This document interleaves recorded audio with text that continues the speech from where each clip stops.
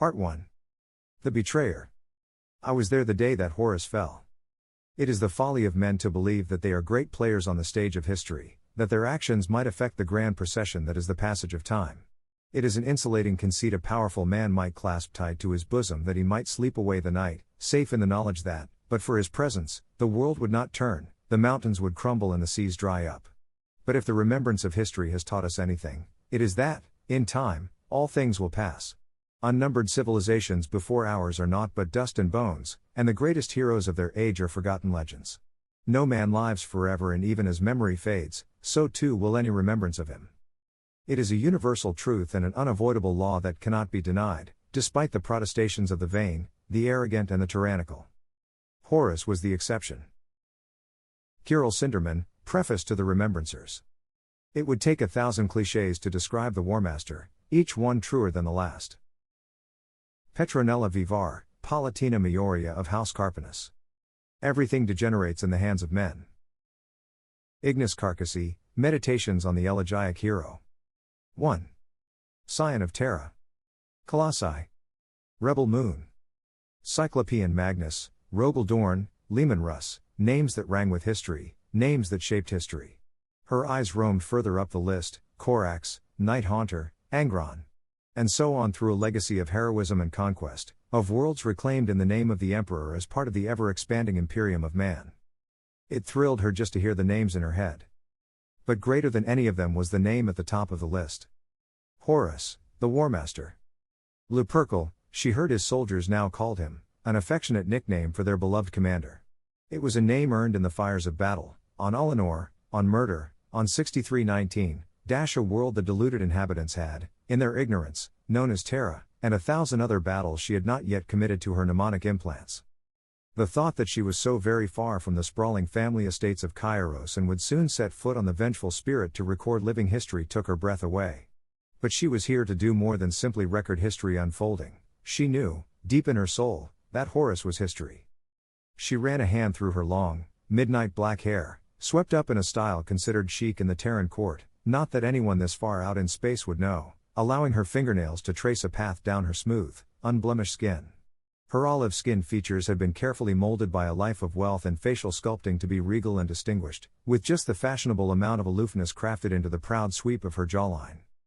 Tall and striking, she sat at her maplewood escritoire, a family heirloom her father proudly boasted had been a gift from the Emperor to his great-great-grandmother after the great oath-taking in the Urals.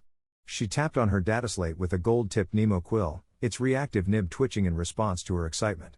Random words crawled across the softly glowing surface, the quill's organic stem crystals picking up the surface thoughts from her frontal lobes. Crusade. Hero. Savior. Destroyer. She smiled and erased the words with a swipe of an elegantly manicured nail, the edge smoothed down to the fractal level, and began to write with pronounced, cursive sweeps of the quill. It is with great heart and a solemn sense of honor that I, Petronella Vivar, Palatina Majoria of House Carpanus, do pen these words. For many a long year I have journeyed from Terra, enduring many travails and inconveniences. Petronella frowned and quickly erased the words she had written, angry at having copied the unnatural effectiveness that so infuriated her in the Remembrancers' scripts that had been sent back from the leading edge of the Great Crusade. Sinderman's texts in particular irritated her, though of late they had become few and far between. Dion Fraster produced some passable symphonies, nothing that would enjoy more than a day or so of favor in the Terran ballrooms, but pleasing enough, and the landscapes of Clan Roger were certainly vibrant, but possessed a hyperbole of brushstroke that she felt was unwarranted. Ignis Carcassy had written some passable poems, but they painted a picture of the crusade she often thought unflattering to such a wondrous undertaking, especially blood through misunderstanding, and she often asked herself why the War Master allowed him to pen such words. She wondered if perhaps the subtext of the poetry went over his head, and then laughed at the thought that anything could get past one such as Horus. She sat back on her chair and placed the quill in the lethe well as a sudden, treacherous doubt gnawed at her. She was so critical of the other Remembrancers, but had yet to test her own mettle amongst them. Could she do any better? Could she meet with the greatest hero of the age, a god some called him, although that was a ridiculous, outmoded concept these days, and achieve what they had, in her opinion, singularly failed to do? Who was she to believe that her paltry skill could do justice to the mighty tales the War Master was forging, hot on the anvil of battle? Then she remembered her lineage and her posture straightened. Was she not of House Carpanus, finest and most influential of the noble houses in Terran aristocracy? Had not House Carpanus chronicled the rise of the Emperor and his domain throughout the Wars of Unification, watching it grow from a planet-spanning empire to one that was even now reaching from one side of the galaxy to the other to reclaim mankind's lost realm? As though seeking further reassurance, Petronella opened a flat blotting folder with a monogrammed leather cover and slid a sheaf of papers from inside it. At the top of the pile was a picked image of a fair-haired Astartes in burnished plate, kneeling before a group of his peers as one of them presented a long, trailing parchment to him.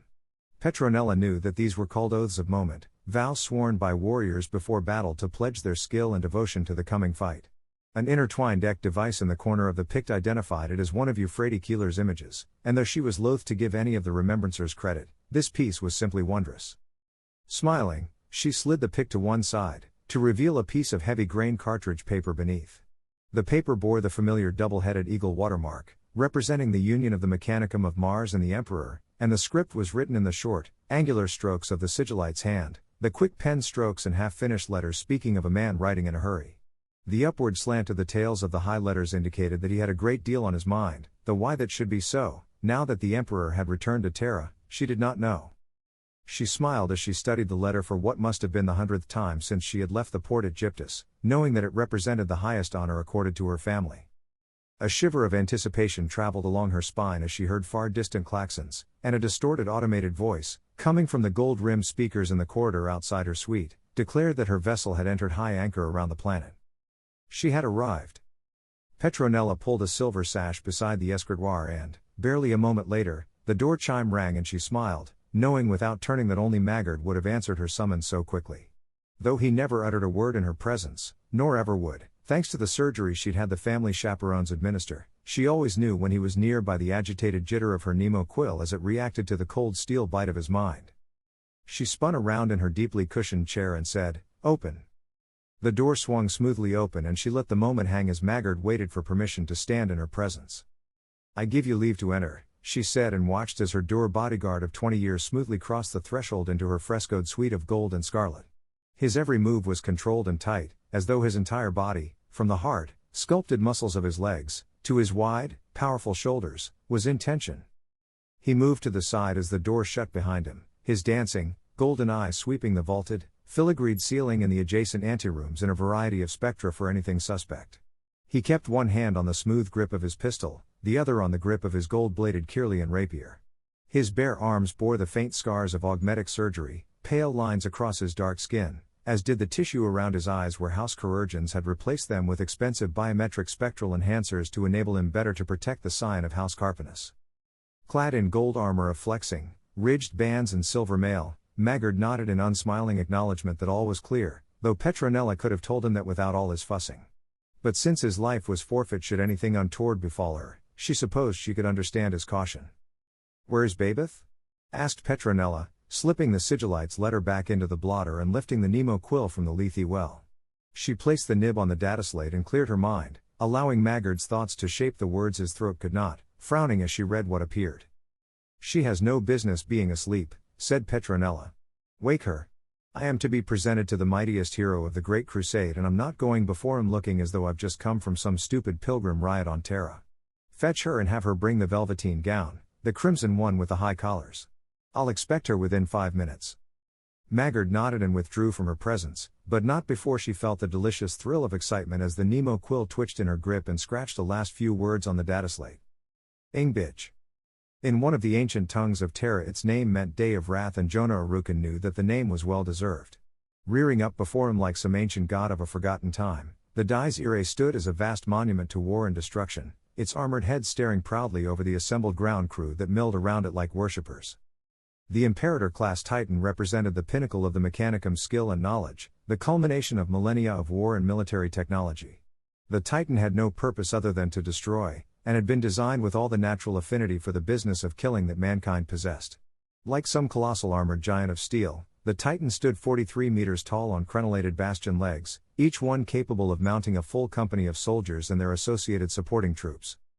Jonah watched as a long banner of gold and black was unfurled between the Titan's legs, like the loincloth of some feral savage, emblazoned with the death's head symbol of the Legio Mortis. Scores of curling scrolls, each bearing the name of a glorious victory won by the Warmaster, were stitched to the honor banner, and Jonah knew that there would be many more added before the Great Crusade was over. Thick, ribbed cables snaked from the shielded power cores in the hangar's ceiling towards the Titan's armored torso, where the mighty war engine's plasma reactor was fed with the power of a caged star. Its adamantine hull was scarred and pitted with the residue of battle, the tech adept still patching it up after the fight against the megarachnid. Nevertheless, it was a magnificent and humbling sight, though not one that could dull the ache in his head and the churning in his belly from too much amasec the night before. Giant, rumbling cranes suspended from the ceiling lifted massive hoppers of shells and long, snub-nosed missiles into the launch bays of the Titan's weapon mounts. Each gun was the size of a HAB block, massive rotary cannons, long-range howitzers and a monstrous plasma cannon with the power to level cities.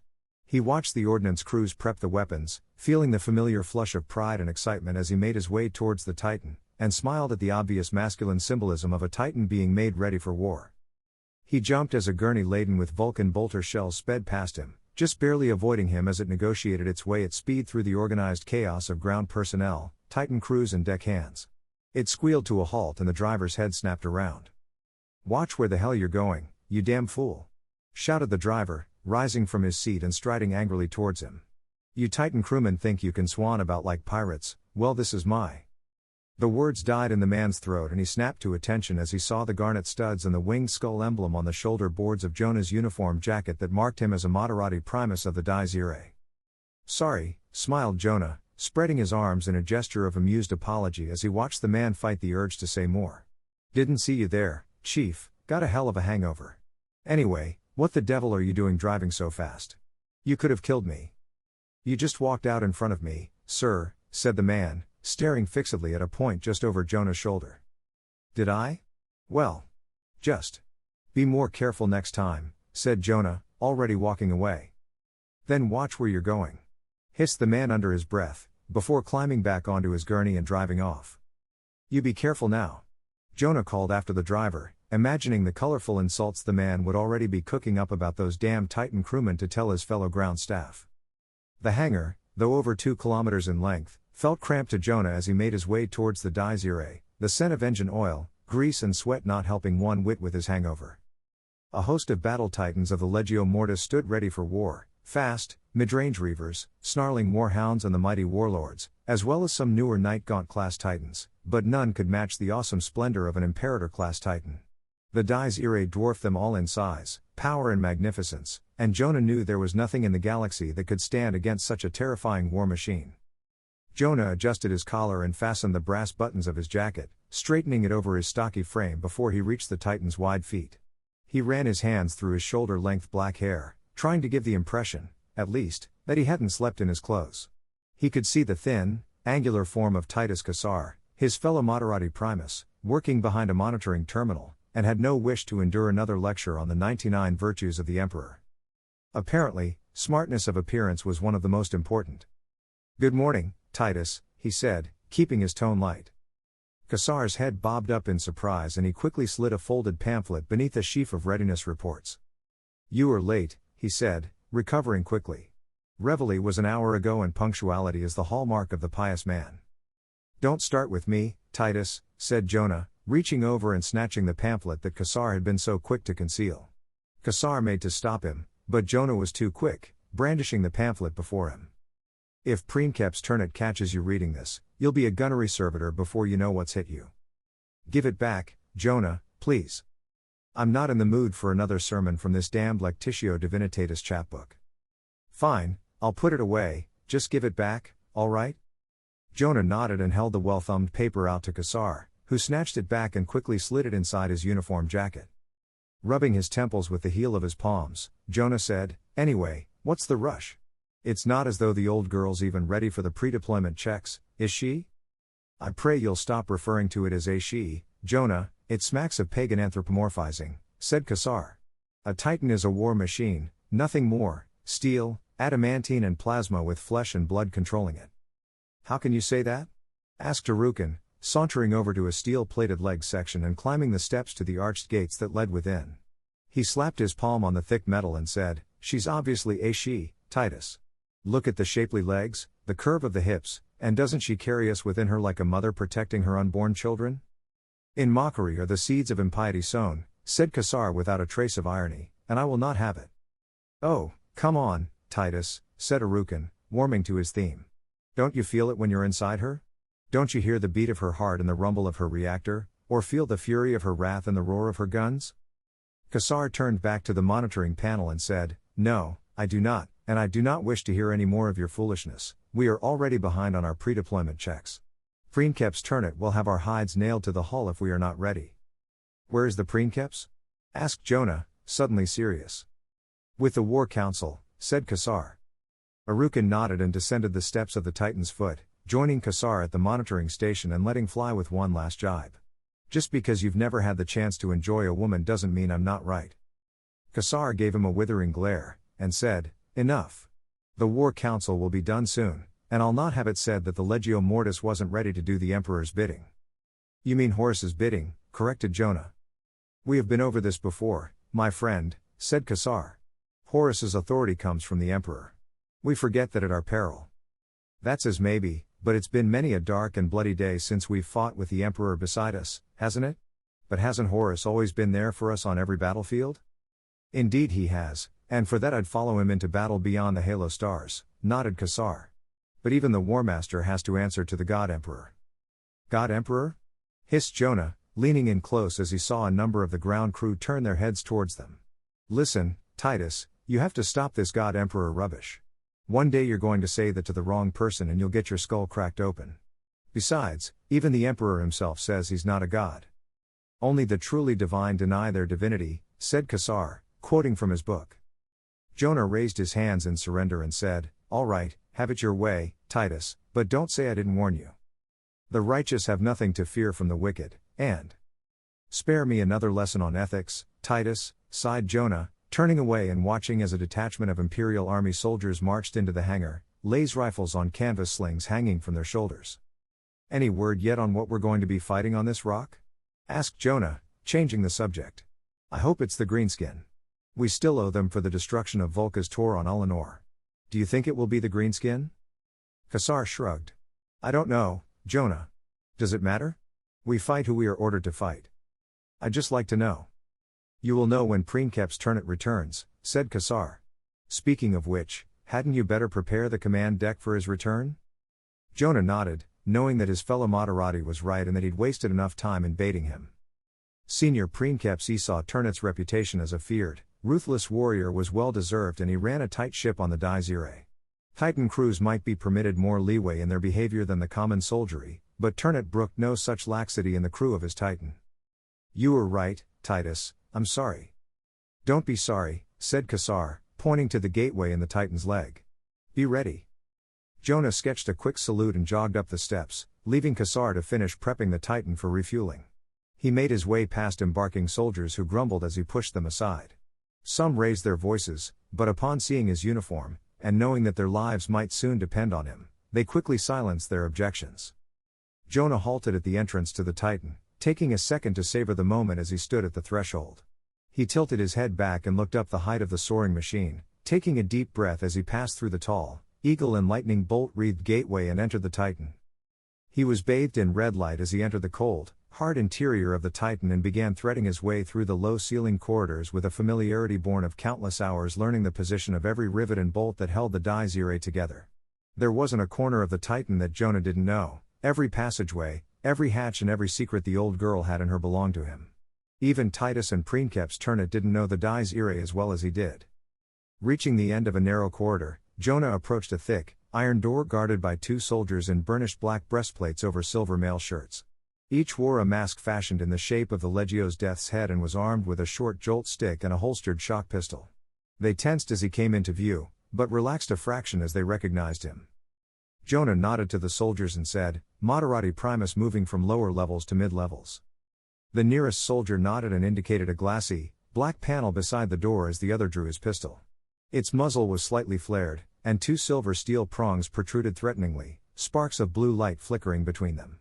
Arcs of light could leap out and sear the flesh from a man's bones in a burst of lightning, but wouldn't dangerously ricochet in the cramped confines of a Titan's interior. Jonah pressed his palm against the panel and waited as the yellow beam scanned his hand. A light above the door flashed green and the nearest soldier reached over and turned a hatch wheel that opened the door. Thanks, said Jonah and passed through, finding himself in one of the screw stairs that climbed the inside of the Titan's leg. The narrow iron mesh stairs curled around thick, fiber bundle muscles and throbbing power cables wreathed in a shimmering energy field, but Jonah paid them no mind, too intent on his roiling stomach as he climbed the hot, stuffy stairs. He had to pause to catch his breath halfway up, and wiped a hand across his sweaty brow before reaching the next level. This high up, the air was cooler as powerful recyc units dispersed the heat generated by the venting of plasma gases from the reactor. Hooded adepts of the Mechanicum tended to flickering control panels as they carefully built up the plasma levels in the reactor. Crewmen passed him along the cramped confines of the Titan's interior, saluting as they passed him. Good men crewed the godS. They had to be good, Princeps Ternit would never have picked them otherwise. All the men and women on board the Titan had been chosen personally for their expertise and dedication. Eventually, Jonah reached the Moderati chambers in the heart of the Titan and slid his authenticator into the slot beside the door. Moderati Primus Jonah Arukin, he said. The lock mechanism clicked and, with a chime, the door slid open. Inside was a brilliant domed chamber with curving walls of shining metal and half a dozen openings spaced evenly throughout the ceiling. Jonah stood in the center of the room and said, "Command bridge, Moderati Primus Jonah Arukin." The floor beneath him shimmered and rippled like mercury, a perfectly circular disc of mirror-like metal forming beneath his feet and lifting him from the ground. The thin disc climbed into the air and Jonah rose through a hole in the ceiling, passing along the transport tube towards the summit of the Titan. The walls of the tube glowed with their own inner light, and Jonah stifled a yawn as the silver disc came to a halt and he emerged onto the command deck. The interior of the godS head section was wide and flat, with recessed bays in the floor to either side of the main gangway, where hooded adepts and servitors interfaced directly with the deep core functions of the colossal machine. "And how is everyone this fine morning?" he asked no one in particular.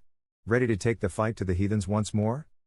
As usual, no one answered him and Jonah shook his head with a smile as he made his way to the front of the bridge, already feeling his hangover receding at the thought of meshing with the command interface. 3 padded chairs occupied a raised dais before the glowing green tactical viewer, each with thick bundles of insulated cables trailing from the arms and headrests. He slid past the central chair, that of Princeps Ternit, and sat in the chair to the right, sliding into the comfortable groove he'd worn in the creaking leather over the years. "Adepts," he said. "Link me." Red-robed adepts of the Mechanicum appeared, one on either side of him, their movements slow and in perfect concert with one another, and slotted fine microcellular gauntlets over his hands, the inner, mnemonic surfaces meshing with his skin and registering his vital signs. Another adept lowered a silver lattice of encephalographic sensors onto his head, and the touch of the cool metal against his skin was a welcome sensation. "Hold still, Moderati," said the adept behind him, his voice dull and lifeless. "The cortical dendrites are ready to deploy." Jonah heard the hiss of the neck clamps as they slid from the side of the headrest, and, from the corners of his eyes, he could see slithering slivers of metal emerging from the clamps. He braced himself for the momentary pain of connection as they slid across his cheek like silver worms reaching towards his eyes. Then he could see them fully, incredibly fine silver wires, each no thicker than a human hair, yet capable of carrying vast amounts of information. The clamps gripped his head firmly as the silver wires descended and penetrated the corners of his eyes, worming down past his optic nerve and into his brain, where they finally interfaced directly with his cerebral cortex. He grunted as the momentary, icy pain of connection passed through his brain, but relaxed as he felt the body of the Titan become one with his own.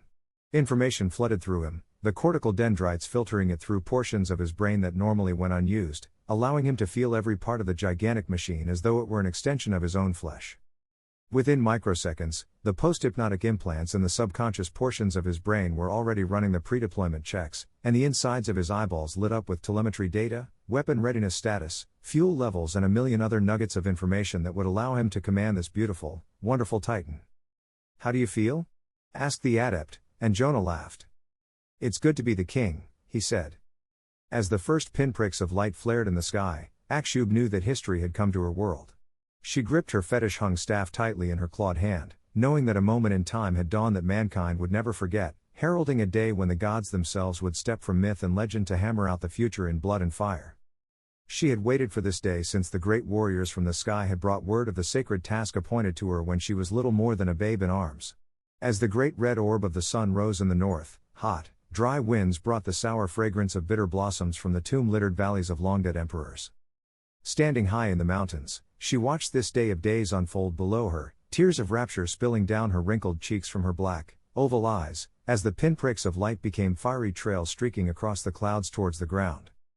Below her, great herds of horned beasts trekked across the verdant savanna, sweeping towards their watering holes in the south before the day grew too hot for them to move and the swift, razor-fanged predators emerged from their rocky burrows. Flocks of wide-pinioned birds wheeled over the highest peaks of the mountains above her, their cries raucous, yet musical, as this momentous day grew older. All the multitudinous varieties of life carried on in their usual ways, oblivious to the fact that events that would change the fate of the galaxy were soon to unfold on this unremarkable world. On this day of days, only she truly appreciated it. The first wave of drop pods landed around the central massif at exactly 16:04 Zulu time, the screaming jets of their retros bringing them in on fiery pillars as they breached the lower atmosphere. Stormbirds followed, like dangerously graceful birds of prey swooping in on some hapless victim. Black and scorched by the heat of re-entry, the 30 drop pods sent up great clouds of dust and earth from their impacts, their wide doors opening with percussive booms and clanging down on the steppe. 300 warriors in thick, plate armor swiftly disembarked from the drop pods and fanned out with mechanical precision, quickly linking up with other squads, and forming a defensive perimeter around an unremarkable patch of ground in the center of their landing pattern. Stormbirds circled above in overlapping racetrack patterns, as though daring anything to approach. At some unseen signal, the Stormbirds broke formation and rose into the sky as the boxy form of a thunderhawk descended from the clouds, its belly blackened and trailing blue-white contrails. The larger craft surrounded the smaller one, like mother hens protecting a chick, escorting it to the surface, where it landed in a billowing cloud of red dust. The Stormbird screamed away on prescribed patrol circuits as the forward ramp of the Thunderhawk groaned open, the hiss of pressurized air gusting from within. 10 warriors clad in the comb-crested helms and shimmering plate armor of the Sons of Horus marched from the gunship, cloaks of many colors billowing at their shoulders. Each carried a golden bolter across his chest, and their heads turned from left to right as they searched for threats. Behind them came a living god, his armor gleaming gold and ocean green, with a cloak of regal purple framing him perfectly a single, carved red eye stared out from his breastplate and a wreath of laurels sat upon his perfect brow. Davin, sighed Horus. I never thought I'd see this place again. 2. You bleed. A good war. Until the galaxy burns. A time to listen. Mercedes Alaton forced herself to watch the blade stab towards Loken, knowing that this strike must surely end his life. But, as always, he swayed aside from the lethal sweep with a speed that belied his massive Astartes frame, and raised his sword in time to block yet another stabbing cut. A heavy cudgel looped down at his head, but he had obviously anticipated the blow and ducked as it slashed over him. The armatures of the practice cage clattered as the weapon swung, stabbed and slashed through the air, mindlessly seeking to dismember the massive Astartes warrior who fought within. Loken grunted, his hard-muscled body shining with a gleaming layer of sweat as a blade scored his upper arm, and Mercedes winced as a thin line of blood ran from his bicep. As far as she could remember, it was the first time she had ever seen him wounded in the practice cages. The smirking blonde giant, Sidiri, and Loken's friend Vipus had long ago left the training halls, leaving her alone with the captain of 10th Company. Flattered as she was that he'd asked her to watch him train, she soon found herself wishing that he would finish this punishing ritual so that they could talk about what had happened on Davin and the events that now led them to war on its moon. Sitting on the cold, iron benches outside the practice cages, she had already blink-clicked more images to store in her memory coils than she would ever need. Moreover, if she was honest, the sheer obsessiveness of Loken's desperate sparring was somehow unsettling. She had watched him spar before, but it had always been an adjunct to their normal discussions, never the focus. This was something else. It was as though the captain of the Luna Wolves, no, not the Luna Wolves, she reminded herself, the Sons of Horus. As Loken deflected yet another slashing blade, she checked her internal chronometer again and knew that she would have to leave soon. Carcassy wouldn't wait, his prodigious appetite outweighing any notion of courtesy towards her, and he would head for the Iterators' luncheon in the ship's staterooms without her. There would be copious amounts of free wine there and, despite Ignis's newfound dedication to the cause of remembrance, she did not relish the thought of such a smorgasbord of alcohol landing in his path again. She pushed thoughts of Carcassy aside as the hissing mechanical hemispheres of the sparring cage withdrew and a bell began chiming. Loken stepped from the cage, his fair hair, longer than she had seen it before, plastered to his scalp, and his lightly freckled face flushed with exertion. "You are hurt," she said, passing him a towel from the bench. He looked down, as though unaware of the wound. "It's nothing," he said, wiping away the already clotted blood. His breathing came in short bursts and she tried to mask her surprise. To see an Astartes out of breath was utterly alien to her. How long had he been training before she had arrived in the halls?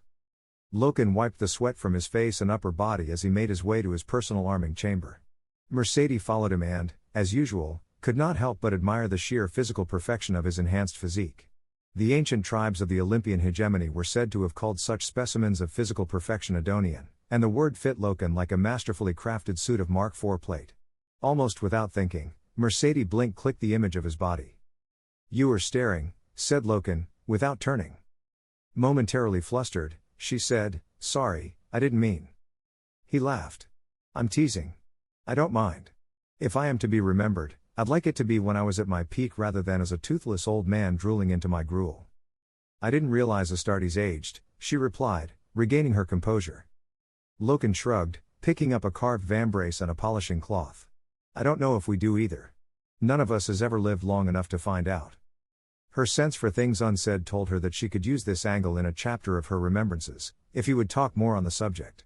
The melancholy of the immortal, or the paradox of an ageless being caught in the flux of constantly changing times, struggling flies in the clotting amber of history. She realized she was getting ahead of herself and asked, "Does that bother you, not getting old? Is there some part of you that wants to?" "Why would I want to get old?" asked Loken, opening his tin of lapping powder and applying it to the vambrace, its new color, a pale, greenish-hued metallic still unfamiliar to her. "Do you?" "No," she admitted, unconsciously reaching up to touch the smooth black skin of her hairless augmetic scalp. "No, I don't. To be honest, it scares me." "Does it scare you?" "No. I've told you, I'm not built to feel like that. I am powerful now, strong. Why would I want to change that?" "I don't know. I thought that if you aged maybe you'd be able to, retire one day. Once the crusade is over, I mean." "Over?" "Yes, once the fighting is done and the Emperor's realm is restored." Loken didn't answer immediately, instead continuing to polish his armor. She was about to ask the question again when he said, "I don't know that it ever will be over, Mercedes. Since I joined the Mournival, I've spoken to a number of people who seem to think we'll never finish the Great Unification. Or if we do, that it won't last." She laughed. "Sounds like you've been spending too much time with Ignis. Has his poetry taken a turn for the maudlin again?" He shook his head. "No." "Then what is it? What makes you think like this? Those books you've been borrowing from Cinderman?" "No," repeated Loken, his pale gray eyes darkening at the mention of the venerable primary iterator, and she sensed that he would not be drawn any further on the subject.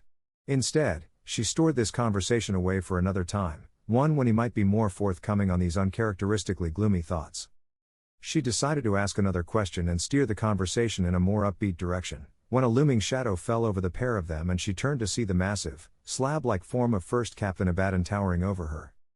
As usual, his long hair was pulled up in its silver-sheathed topknot, the rest of his scalp shaved bare. The captain of the First Company of the Sons of Horus was dressed in simple sparring fatigues and carried a monstrous sword with a tooled edge. He glared disapprovingly at Mercedes. "First Captain Abaddon," she began, bowing her head, but he cut her off.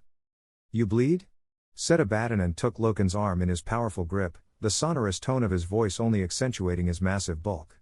"The sparring machine drew Astartes' blood?" Loken glanced at the bulging muscle where the blade had cut across the black, double-headed eagle tattoo there. "Yes, Ezekiel, it was a long session and I was getting tired. It's nothing." Abaddon grunted and said, "You are getting soft, Loken.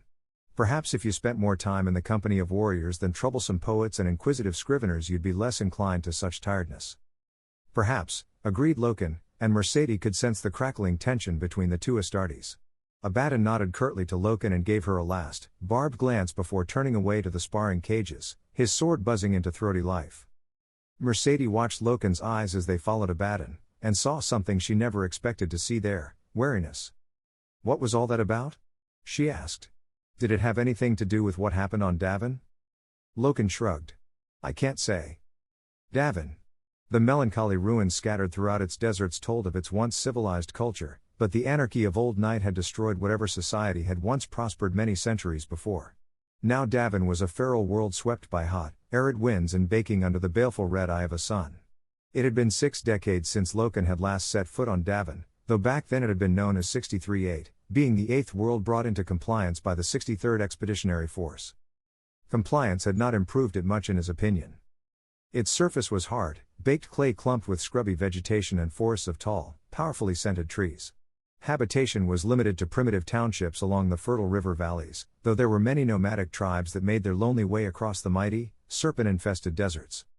Loken well remembered the battles they'd fought to bring this world into compliance, short sharp conflicts with the autochthonic warrior castes who made war upon one another, and whose internecine conflicts had almost wiped them out. Though outnumbered and hopelessly outclassed, they had fought with great courage, before offering their surrender after doing all that honor demanded. The Luna Wolves had been impressed by their courage and willingness to accept the new order of their society, and the commander, not yet the War Master, had decreed that his warriors could learn much from these brave opponents. Though the tribesmen were separated from the human genome by millennia of isolation, and shared few physical traits with the settlers that came after the Astartes, Horus had allowed the feral tribesmen to remain, in light of their enthusiastic embracing of the imperial way of life. Iterators and remembrancers had not yet become an official part of the Crusade fleets, but the civilians and scholars who hung on the coattails of the expeditionary forces moved amongst the populace and promulgated the glory and truth of the Imperium. They had been welcomed with open arms, thanks largely to the dutiful work undertaken by the chaplains of the 17th Legion, the word-bearers, in the wake of the conquest. It had been a good war, won rapidly and, for the Luna Wolves, bloodlessly. The defeated foe was brought into compliance quickly and efficiently, allowing the commander to leave Cor Farron of the word-bearers to complete the task of bringing the light of truth and enlightenment to Davin. Yes, it had been a good war, or so he had thought. Sweat trickled down the back of his head and ran down the inside of his armor, its greenish, metallic sheen still new and startling to him, even though it had been months since he had repainted it. He could have left the job to one of the Legion's many artificers, but had known on some bone-deep level that he must look to his battle gear himself, and thus had painstakingly repainted each armored segment single-handedly. He missed the pristine gleam of his white plate, but the War Master had decreed that the new color be adopted to accompany the Legion's new name, the Sons of Horus. Loken remembered the cheers and the cries of adoration laid at the feet of the War Master as his announcement had spread through the expedition. Fists punched the air and throats were shouted hoarse with jubilation. Loken had joined in with the rest of his friends, but a ripple of unease had passed through him upon hearing his beloved Legion's new name. Torgadon, ever the joker, had noticed the momentary shadow pass over his face and said, "What's the matter, you wanted it to be the Sons of Loken?" Loken had smiled and said, "No, it's just." "Just what? Don't we deserve this? Hasn't the commander earned this honor?" "Of course," Tarek, nodded Loken, shouting to be heard over the deafening roar of the Legion's cheers. "More than anyone, he has earned it, but don't you think the name carries a whiff of self-aggrandizement to it?" "Self-aggrandizement?" laughed Torgadon. "Those remembrancers that follow you around like whipped dogs must be teaching you new words. Come on, enjoy this and don't be such a starch arse." Tarek's enthusiasm had been contagious and Loken had found himself once again cheering until his throat was raw. He could almost feel that rawness again as he took a deep breath of the sour, acrid winds of Davin that blew from the far north, wishing he could be anywhere else right now. It was not a world without beauty, but Loken did not like Davin, though he could not say what exactly bothered him about it. A sour unease had settled in his belly on the journey from Zenobia to Davin, but he had pushed it from his thoughts as he marched ahead of the commander onto the planet's surface. To someone from the nightmarish, industrial caverns of Chthoniya, Loken could not deny that Davin's wide-open spaces were intoxicatingly beautiful. To the west of them, soaring mountain peaks seemed to scrape the stars, and further north, Loken knew that there were valleys that plumbed the very depths of the earth, and fantastical tombs of ancient kings. Yes, they had waged a good war on Davin. Why then had the word-bearers brought them here again? Some hours before, on the bridge of the Vengeful Spirit, Maloghurst had activated the data slate he held in his twisted claw of a hand, the skin fused and wet pink, despite the best efforts of the Legion apothecaries to restore it. He had scanned the contents of the communique within the slate once more, angry at the turn of phrase used by the petitioner. He did not relish the prospect of showing the message to the War Master and briefly wondered if he could ignore it or pretend the missive had never come before him, but Maloghurst had not risen to become the War Master's equerry by insulating him from bad news. He sighed. These days the words of bland administrators carried the weight of the Emperor and, as much as Maloghurst wanted to, he could not ignore this message in particular. The War Master would never agree to it, but Maloghurst had to tell him. In a moment of weakness, Maloghurst turned and limped across the stratagem deck towards the War Master's sanctum chamber. He would leave the slate on the War Master's table, for him to find in his own time. The sanctum door slid smoothly aside, revealing the dark and peaceful interior.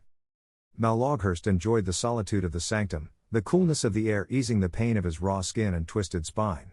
The only sound that broke the stillness of the sanctum was the breath rasping in his throat, the abnormal rearward curvature of his spine placing undue pressure on his lungs. Maloghurst shuffled painfully along the length of the smooth-surfaced oval table, reaching out to place the slate at its head, where the War Master sat. It has been too long since the Mournival gathered here, thought Maloghurst. Evening, Mal, said a voice from the shadows, somber and tired. Maloghurst turned in surprise towards the source of the voice, dropping the slate to the table, ready to rebuke whoever had seen fit to violate the War Master's sanctum. A shape resolved out of the darkness and he relaxed as he saw the familiar features of the commander, eerily red-lit from below by the light of his gorget. Fully armored in his battle plate, the War Master sat at the back of the darkened sanctum, his elbows resting on his knees and his head held in his hands. "My lord," said Maloghurst. "Is everything all right?" Horus stared at the terrazzo-tiled floor of the sanctum and rubbed the heels of his palms across his shaved skull. His noble, tanned face and wide-spaced eyes were deep in shadow and Maloghurst waited patiently for the War Master's answer. "I don't know any more, Mal," said Horus. Maloghurst felt a shiver travel down his ruined spine at the War Master's words. Surely, he had misheard. To imagine that the War Master did not know something was inconceivable. "Do you trust me?" asked Horus suddenly. "Of course, sir," answered Maloghurst without pause. "Then what do you leave here for me that you don't dare bring me directly?" asked Horus, moving to the table and lifting the fallen data slate. Maloghurst hesitated. "Another burden you do not need, my lord. A remembrancer from Terra, one with friends in high places it would seem, the sigillite for one." "Petronella Vivar of House Carpanus," said Horus, reading the contents of the slate. "I know of her family. Her ancestors chronicled my father's rise, back in the days before unification. What she demands," spat Maloghurst, "is ridiculous." "Is it, Maloghurst? Am I so insignificant that I don't require remembrance?" Maloghurst was shocked.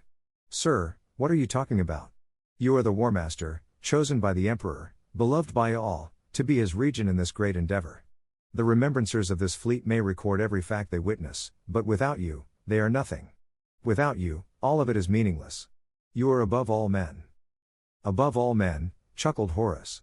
"I like the sound of that. All I've ever wanted to do was to lead this crusade to victory and complete the work my father left me." "You are an example to us all, sir," said Maloghurst, proudly. "I suppose that's all a man can hope for during his lifetime," nodded Horus, "to set an example, and when he is dead, to be an inspiration for history. Perhaps she will help me with that noble ideal." "Dead? You are a god amongst men, sir, immortal and beloved by all." "I know," shouted Horus, and Maloghurst recoiled before his sudden, volcanic rage. "Surely the Emperor would not have created such a being as me, with the ability to grasp the infinite, to exist only for this short span. You're right, Mal, you and Erebus both. My father made me for immortality and the galaxy should know of me. 10,000 years from now I want my name to be known all across the heavens." Maloghurst nodded, the War Master's furious conviction intoxicating, and dropped painfully to one knee in supplication. "What would you have me do, my lord?"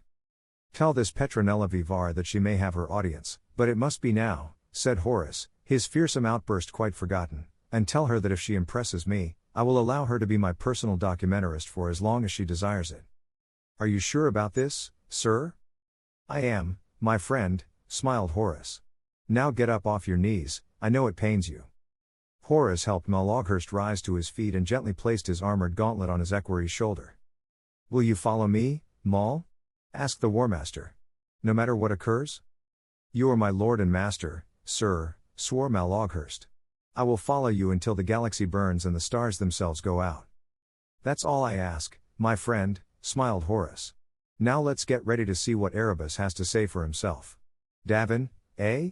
Who'd have thought we'd ever be back here?" 2 hours after making planetfall on Davin. The communication from Erebus of the word-bearers that had brought the 63rd expedition to Davin had spoken of an old tally, the settling of a dispute, but had said nothing of its cause or participants.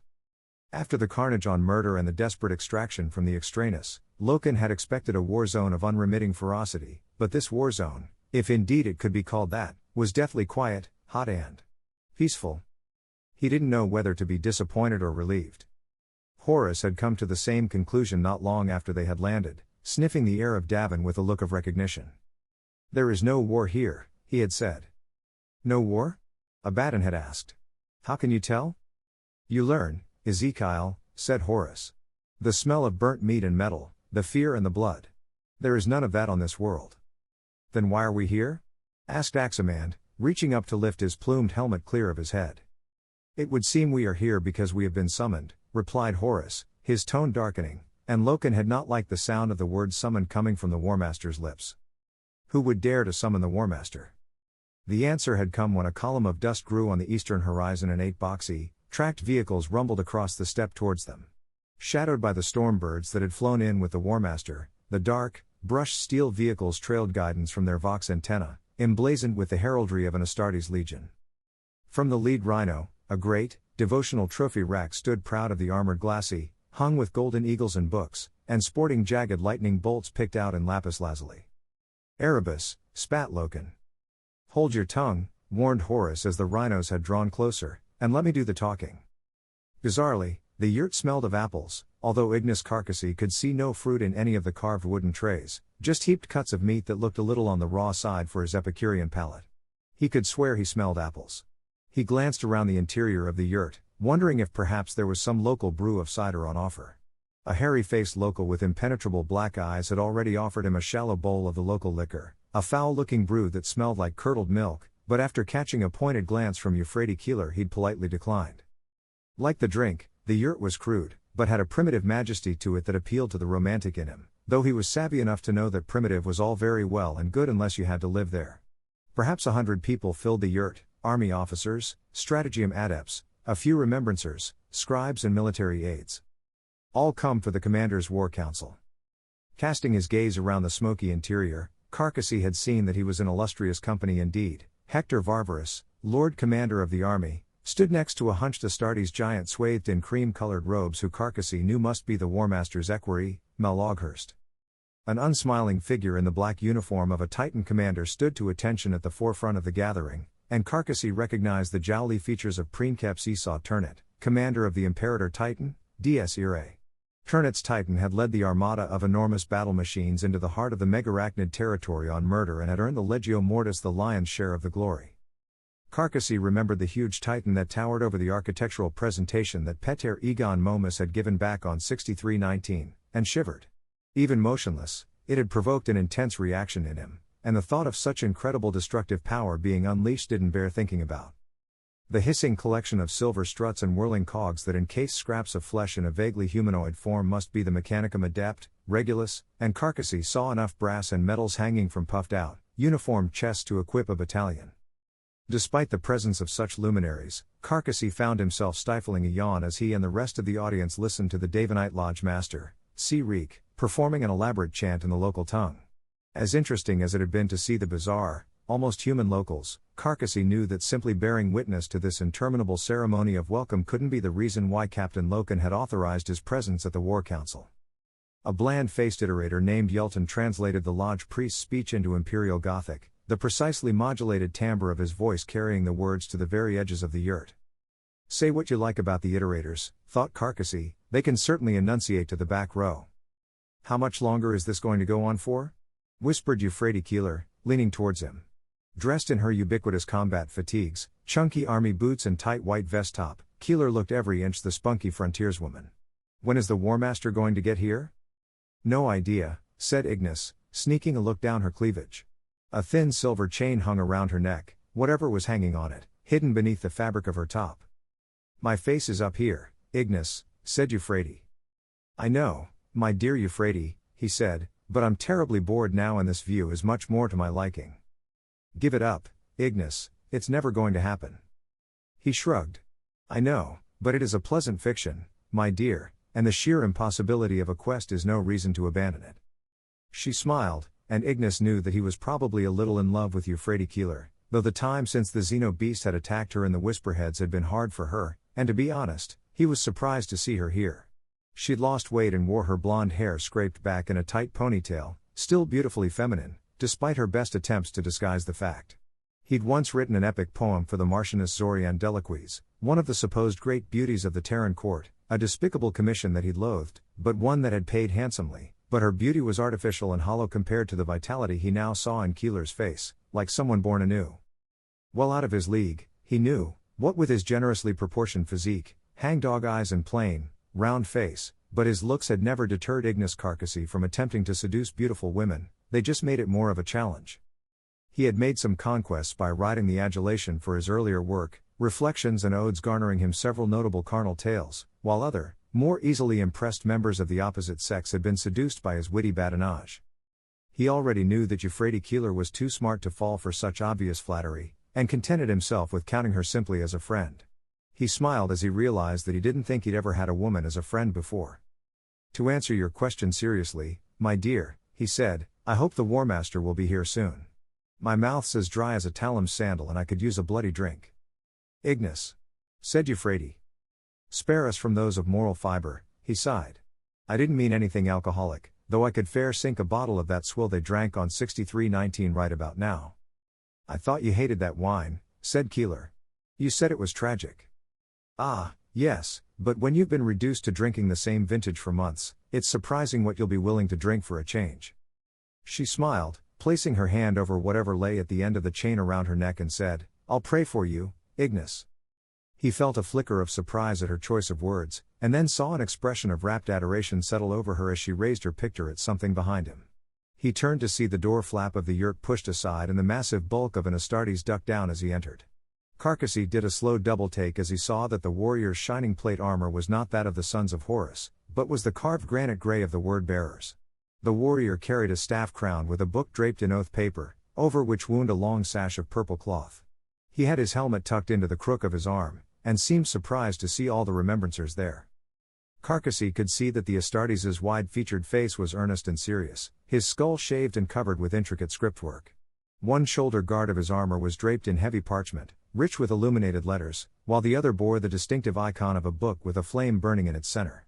Though he knew it symbolized enlightenment springing forth from the word, Carcassy instinctively disliked it. It spoke to his poet's soul of the death of knowledge, a terrible time in the history of ancient Terra when madmen and demagogues burned books, libraries and wordsmiths for fear of the ideas they might spread with their artistry. By Carcassy's way of thinking, such symbols belonged to heathens and Philistines, not Astartes charged with expanding the frontiers of knowledge, progress and enlightenment. He smiled to himself at this delicious heresy, wondering if he could work it into a poem without Captain Loken realizing, but even as the rebellious thought surfaced, he quashed it. Carcassy knew that his patron was showing his work to the increasingly reclusive Kirill Sinderman. For all his dreariness, Sinderman was no fool when it came to the medium, and he would surely spot any risque references. In that case, Carcassy would quickly find himself on the next bulk hauler on its way back to Terra, regardless of his Astartes sponsorship. So who's that? He asked Keeler, returning his attention to the new arrival as Tsi-Reek stopped his chanting and bowed towards the newcomer. The warrior in turn raised his long staff in greeting. Keeler gave him a sidelong glance, looking at him as though he had suddenly sprouted another head. Are you serious? She hissed. Never more so, my dear. Who is he? That, she said proudly, snapping off another pict of the Astartes warrior, is Erebus, first chaplain of the word-bearers. And suddenly, with complete clarity, Ignace Carcassy knew why Captain Loken had wanted him here. Stepping onto the dusty hardpan of Davin, Carcassy had been reminded of the oppressive heat of 6319. Moving clear of the propwash of the shuttle's atmospheric rotors, he'd half run, half stumbled from beneath its deafening roar with his exquisitely tailored robes flapping around him. Captain Loken had been waiting for him, resplendent in his armor of pale green and apparently untroubled by the heat or the swirling vortices of dust. Thank you for coming at such short notice, Ignace. Not at all, sir, said Carcassy, shouting over the noise of the shuttle's engines as it lifted off the ground. I'm honored, and not a little surprised, if I'm honest. Don't be. I told you I wanted someone familiar with the truth, didn't I? Yes, sir, indeed you did, sir, beamed Carcassy.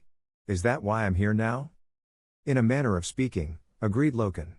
You are an inveterate talker, Ignace, but today I need you to listen. Do you understand me? I think so. What do you want me to listen to? Not what, but who? Very well. Who do you want me to listen to? Someone I don't trust, said Loken. 3. A sheet of glass. A man of fine character. Hidden words. On the day before making planetfall to the surface of Davin, Loken sought out Kirill Sinderman in Archive Chamber 3 to return the book he had borrowed from him. He made his way through the dusty stacks and piles of yellowed papers, lethargic globes of weak light bobbing just above head height, his heavy footsteps echoing loudly in the solemn hush. Here and there, a lone scholar clicked through the gloom in a tall stilt chair, but none was his old mentor. Loken traveled through yet another dizzyingly tall lane of manuscripts and leather-bound tomes with names like Canticles of the Omniastrand Dogma, Meditations on the Elegiac Hero and Thoughts and Memories of Old Night. None of them was familiar, and he began to despair of ever finding Sinderman amidst this labyrinth of the arcane, when he saw the iterator's familiar, stooped form hunched over a long table and surrounded by collections of loose parchment bound with leather cords, and piles of books. Sinderman had his back to him and was so absorbed in his reading that, unbelievably, he didn't appear to have heard Loken's approach. "More bad poetry?" asked Loken from a respectful distance. Sinderman jumped and looked over his shoulder with an expression of surprise and the same furtiveness he had displayed when Loken had first met him here. "Garviel," said Sinderman, and Loken detected a note of relief in his tone. "Were you expecting someone else?" No, not at all. I seldom encounter others in this part of the archive. The subject matter is a little lurid for most of the serious scholars." Loken moved around the table and scanned the papers spread before Sinderman, tightly curled, unintelligible script, sepia woodcuts depicting snarling monsters and men swathed in flames. His eyes flicked to Sinderman, who chewed his bottom lip nervously at Loken's scrutiny. "I must confess to have taken a liking to the old texts," explained Sinderman. "Like the Chronicles of Ursh I loaned you, it's bold, bloody stuff. Naive and overly hyperbolic, but stirring nonetheless." "I have finished reading it, Kirill," said Loken, placing the book before Sinderman. "And? As you say, it's bloody, garish and sometimes given to flights of fantasy. But I can't help thinking that you had an ulterior motive in giving me this book." "Ulterior motive? No, Garviel, I assure you there was no such subterfuge," said Sinderman, though Loken could not be sure that he believed him. "Are you sure? There are passages in there that I think have more than a hint of truth to them." "Come now, Garviel, surely you can't believe that," scoffed Sinderman. "The Meringen," stated Loken. "Anhalt Kaiser's final battle against the Nordafric conclaves." Sinderman hesitated. "What about it? I can see from your eyes that you already know what I'm going to say." "No, Garviel, I don't. I know the passage you speak of and, while it's certainly an exciting read, I hardly think you can take its prose too literally." "I agree," nodded Loken. "All the talk of the sky splitting like silk and the mountains toppling is clearly nonsense, but it talks of men becoming demons and turning on their fellows." "Ah. Now I see. You think that this is another clue as to what happened to Zavir Jubal? Don't you?" asked Loken, turning one of the yellowed parchments around to point at a fanged demon figure clothed in fur with curling ram's horns and a bloody, skull-stamped axe. "Jubal turned into a demon and tried to kill me. Just as happened to Anhalt Kaiser himself. One of his generals, a man called Wilhelm Mardal, became a demon and killed him. Doesn't that sound familiar?" Sinderman leaned back in his chair and closed his eyes. Loken saw how tired he looked, his skin the color of the parchments he perused and his clothes hanging from his body as though draped across his bare bones. Loken realized that the venerable iterator was exhausted. "I'm sorry, Kirill," he said, also sitting back. "I didn't come here to pick a fight with you." Sinderman smiled, reminding Loken of how much he had come to rely on his wise counsel. Though not a tutor as such, Sinderman had filled the role of Loken's mentor and instructor for some time, and it had come as a great shock to discover that Sinderman did not have all the answers. "It's all right, Garviel, it's good that you have questions, it shows you are learning that there is often more to the truth than what we see at first. I'm sure the War Master values that aspect of you. How is the commander?" "Tired," admitted Loken. "The demands of those crying for his attention grow more strident every day.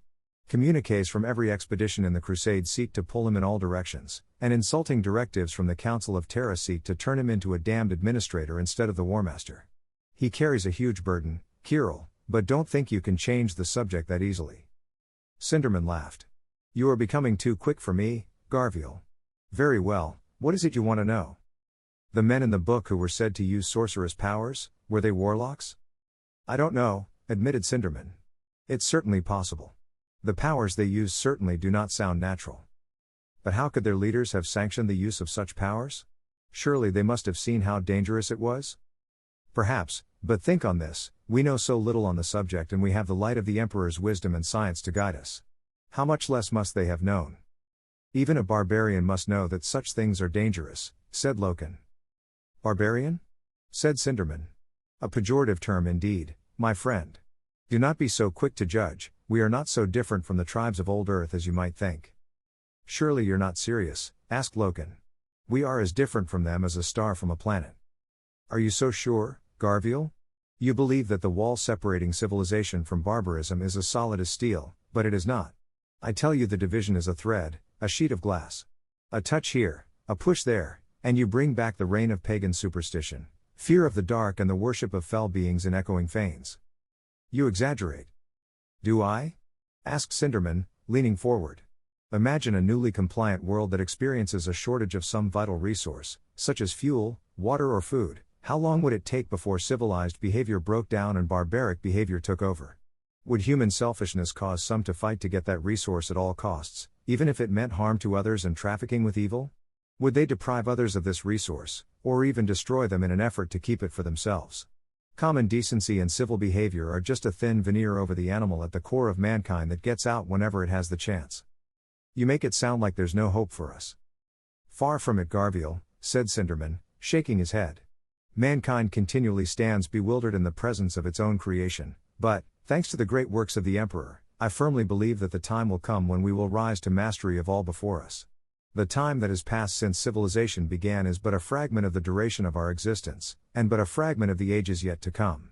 The rule of the Emperor, brotherhood in society, equality in rights and privileges, and universal education foreshadow the higher plane of society to which our experience, intelligence and knowledge are steadily tending. It will be a revival, in a higher form, of the liberty, equality and fraternity of the ancient tribes of man before the rise of warlords like Callaghan or Narthan Doom. Loken smiled, and to think I thought you were in despair. Cinderman returned Loken's smile and said, No, Garviel, far from it. I admit I was shaken after the Whisperheads, but the more I read, the more I see how far we have come and how close we are to achieving everything we ever dreamed of. Each day, I am thankful that we have the light of the Emperor to guide us into this golden future. I dread to think what might become of us were he to be taken from us. Don't worry, said Loken. That will never happen. Axaman looked through a gap in the netting and said, Erebus is here. Horus nodded and turned to face the 4 members of the Mournival. You all know what to do? No, said Torgadon. We've completely forgotten. Why don't you remind us? Horus's eyes darkened at Tariq's levity and he said, Enough, Tariq. There is a time for jokes, and this isn't it, so keep your mouth shut. Torgadon looked shocked at the War Master's outburst, and shot a hurt glance at his fellows. Loken was less shocked, having witnessed the commander raging at subordinates many times in the weeks since they had departed the marches of the Interrex.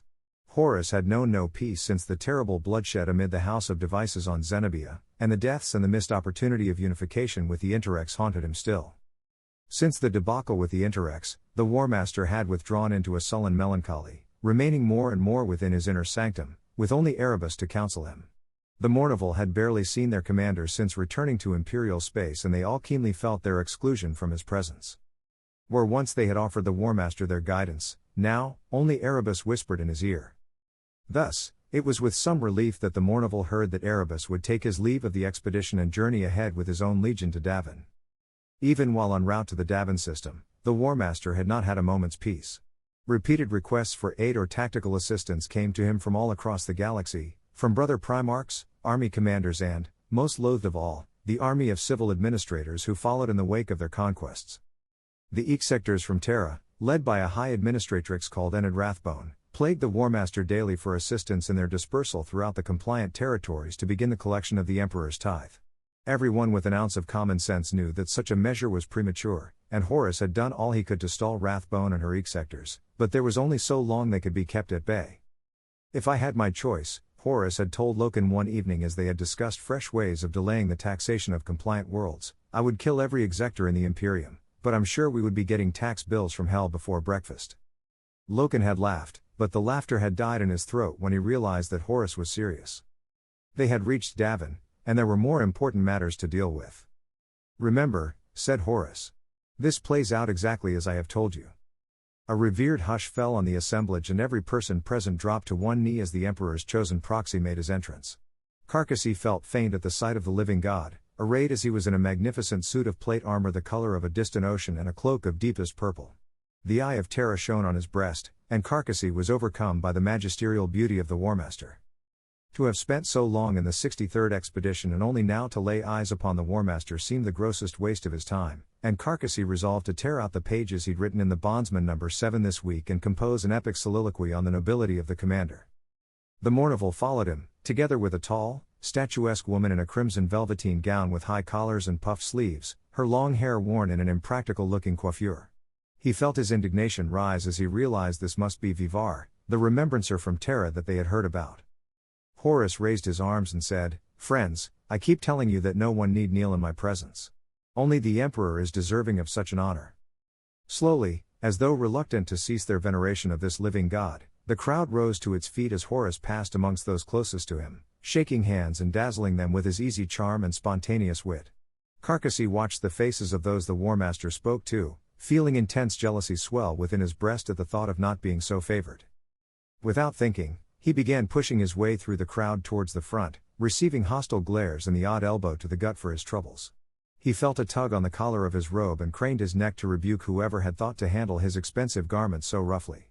He saw Euphrates Keeler behind him and, at first, thought she was attempting to pull him back, but then he saw her face and smiled as he realized that she was coming with him, using his bulk like a plow. He managed to get within 6 or 7 people of the front, when he remembered why he had been allowed within this august body in the first place. He tore his eyes from the Warmaster to watch Erebus of the word-bearers. Carcassy knew little of the 17th Legion, save that its Primarch, Lorgar, was a close and trusted brother of Horus. Both legions had fought and shed their blood together many times for the glory of the Imperium. The members of the Mournival came forward and, one by one, embraced Erebus as a long-lost brother. They laughed and slapped each other's armor in welcome, though Carcassy saw a measure of reticence in the embrace between Loken and Erebus. "Focus, Ignis, focus," he whispered to himself as he found his gaze straying once again to the glory of the Warmaster. He tore his eyes from Horus in time to see Abaddon and Erebus shake hands one last time and saw a gleam of silver pass between their palms. He couldn't be sure, it had happened so fast, but it had looked like a coin or medal of some sort. The Mournival and Vivar then took up positions a respectful distance behind the Warmaster, as Malloghurst assumed his place at his master's side. Horus lifted his arms and said, "You must bear with me once again, my friends, as we gather to discuss our plans to bring truth and light to the dark places." Polite laughter and clapping spread towards the edges of the yurt as Horus continued. "Once again we return to Davin, site of a great triumph and the eighth world brought into compliance. Truly it is." "Warmaster," came a voice from the center of the yurt. The word was spoken softly, and the audience let out a collective gasp at such a flagrant breach of etiquette. Carcassy saw the Warmaster's expression turn thunderous, understanding that he was obviously unused to being interrupted, before switching his scrutiny back to the speaker. The crowd drew back from Erebus, as though afraid that mere proximity to him might somehow taint them with his temerity. "Erebus," said Malloghurst. "You have something to say." "Merely a correction, equerry," explained the word-bearer. Carcassy saw Malloghurst give the Warmaster a wary sidelong glance. "A correction, you say? What would you have corrected?" "The Warmaster said that this world is compliant," said Erebus. "Davin is compliant," growled Horus. Erebus shook his head sadly and, for the briefest instant, Carcassy detected a trace of dark amusement in his next pronouncement. "No," said Erebus. "It is not." Loken felt his choler rise at this affront to their honor and sensed the anger of the Mournival and the stiffening of their backs. Surprisingly, Axaman went so far as to reach for his sword, but Torgadon shook his head and little Horus reluctantly removed his hand from his weapon. He had known Erebus for only a short time, but Loken had seen the respect and esteem the softly spoken chaplain of the word-bearers commanded. His counsel had been sage, his manner easy and his faith in the Warmaster unshakable, but Erebus's subtle infiltration to the Warmaster's side had unsettled Loken in ways beyond simple jealousy. Since taking counsel from the first chaplain, the commander had become sullen, needlessly argumentative and withdrawn. Malloghurst himself had expressed his concern to the Mournival over the word-bearer's growing influence upon the Warmaster.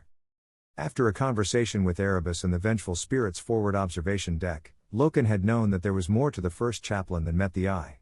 Seeds of suspicion had been planted in his heart that day, and Erebus's words were now like fresh spring rain upon them.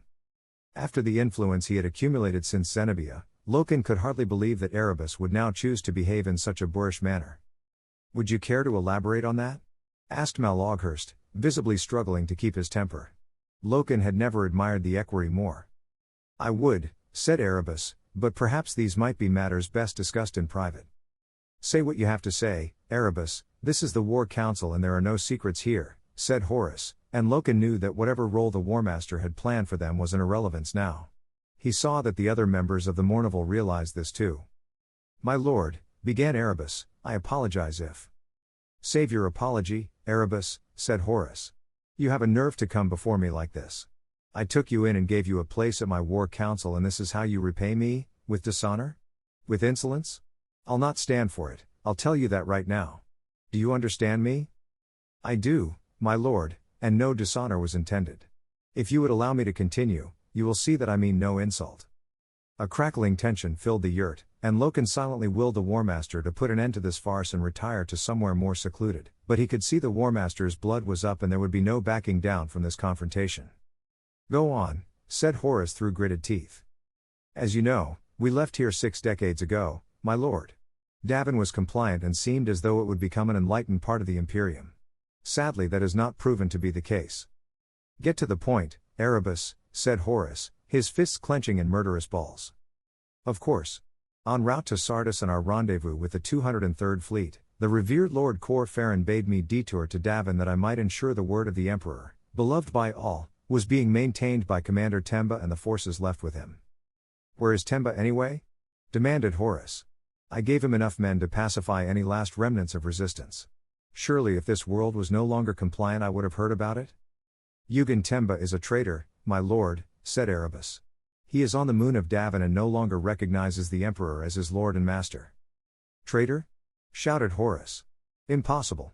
Yugen Temba was a man of fine character and admirable martial spirit, I chose him personally for this honor. He would never turn traitor. Would that were true, my lord, said Erebus, sounding genuinely regretful. Well, what in the name of the Emperor is he doing on the moon? Asked Horus. The tribes on Davin itself were honorable and readily accepted compliance, but those on the moon did not, explained Erebus. Temba led his men in a glorious, but ultimately foolhardy, expedition to the moon to bring the tribes there into line. Why foolhardy? Such is the duty of an imperial commander. It was foolhardy, my lord, for the tribes of the moon do not understand respect as we do and it appears that when Temba attempted an honorable parley with them, they employed means to twist the perceptions of our men and turn them against you. Means? Speak plainly, man. Said Horus. I hesitate to name them, my lord, but they are what might be described in the ancient texts as, well, sorcery. Loken felt the humors in his blood swing wildly out of balance at this mention of sorcery, and a gasp of disbelief swept around the yurt at such a notion. Temba now serves the master of Davin's moon and has spat on his oaths of loyalty to the Emperor. He names you as the lackey of a fallen god. Loken had never met Yugen Temba, but he felt his hatred of the man rise like a sickness in his gorge at this terrible insult to the War Master's honor. An astonished wailing swept round the yurt as the assembled warriors felt this insult as keenly as he did. He will pay for this, roared Horus. I will tear his head off and feed his body to the crows. By my honor I swear this. My lord, said Erebus. I am sorry to be the bearer of such ill news, but surely this is a matter best left to those appointed beneath you. You would have me dispatch others to avenge this stain upon my honor, Erebus? Demanded Horus. What sort of a warrior do you take me for? I sign the decree of compliance here and I'll be damned if the only world to backslide from the Imperium is one that I conquered. Horus turned to the Mournival. Ready a spear tip, now. Very well, my lord, said Abaddon. Who shall lead it? I will, said Horus. The War Council was dismissed, all other concerns and matters due before it shelved by this terrible development. A frantic vigor seized the 63rd expedition as commanders returned to their units and word spread of Yugen Temba's treachery. Amid the urgent preparations for departure, Loken found Ignis Carcassy in the yurt so recently vacated by the incensed War Council.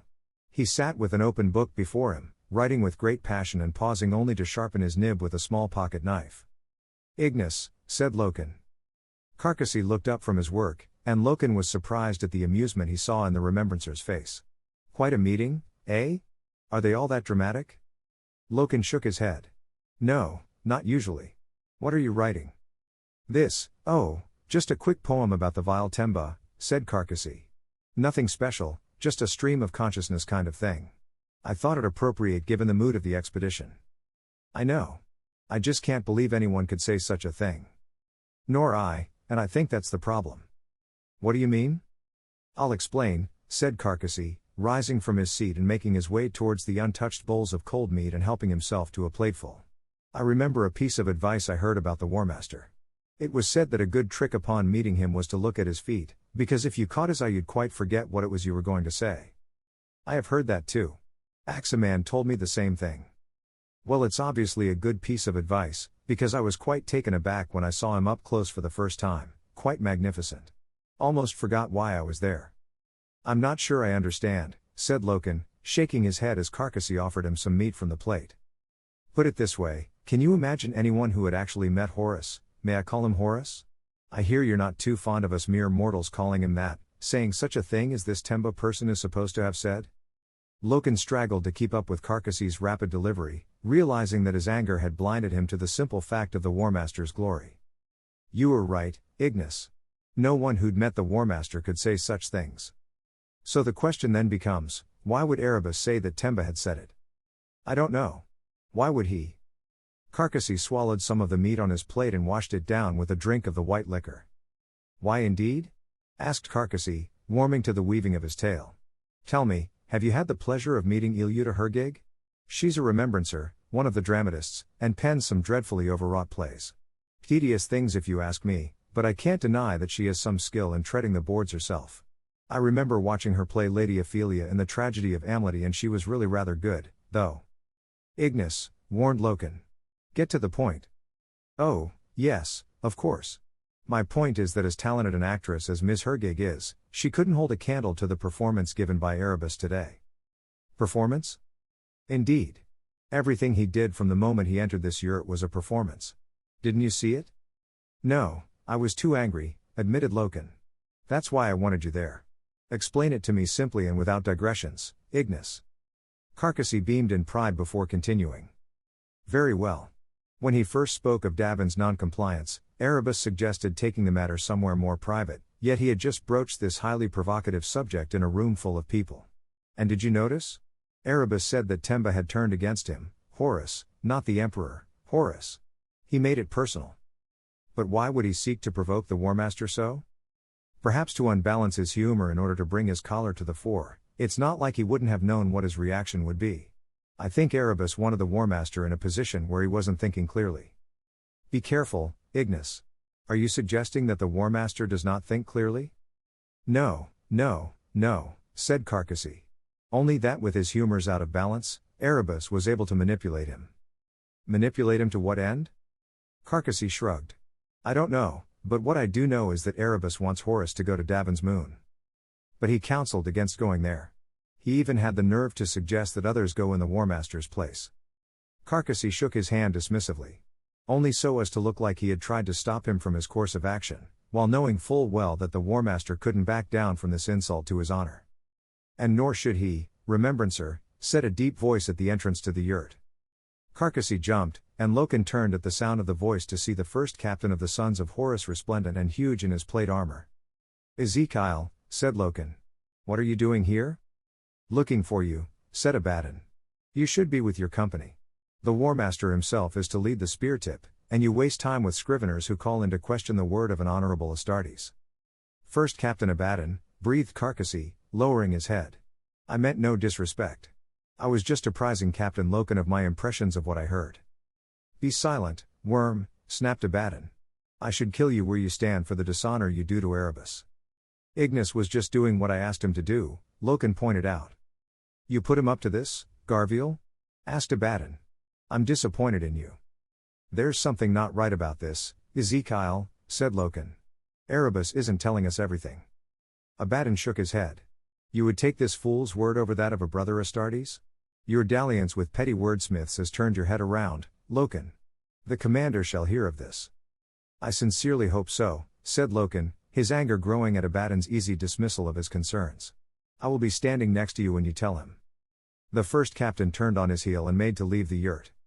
First Captain Abaddon, said Carcassy. Might I ask you a question? No, you may not, snarled Abaddon, but Carcassy asked anyway. What was the silver coin you gave Erebus when you met him?